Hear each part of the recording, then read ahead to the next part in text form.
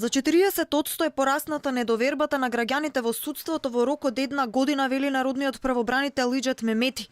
Тој предупредува дека земјата има сериозен проблем со независноста на судството и сите извештаи на меѓународните организации го нотирале овој проблем кој делувал фрустрирачки за граѓаните. 2018 година, споредбено со 2017 година, имаме за 41% или процент зголемен број на граѓани кои се жалат на правосудните органи.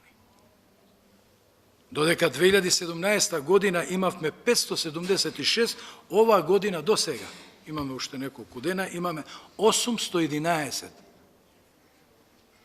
Тоа е загрижувачки податок. Жалбите или поплаките на граѓаните се зголемени за 60% во споредба со 2017 година. Мемети денеска изрази жалење што неговиот извештај не го слушна министерката за правда Рената Десковска, која замина веднаш по нејзиното обраќање на 70 годишнината од Универзалната декларација за човекови права.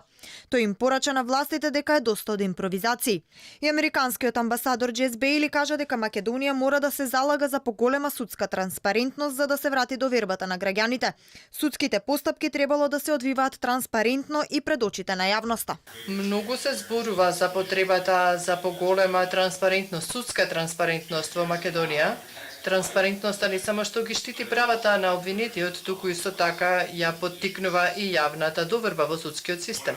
Од клучна важност за вашето залагање е непоколебливото инсистирање сите судски постапки да се одвиваат на отворена судница, сето тоа да биде документирано во записник на кој сите ќе можат да пристапат. Според Десковска, Министерството за правда ги спроведувало реформите во судството кои ги бара ЕУ, се следеле препораките на Венецијанската комисија, особено за новите закони, и се граделе ефикасни институции.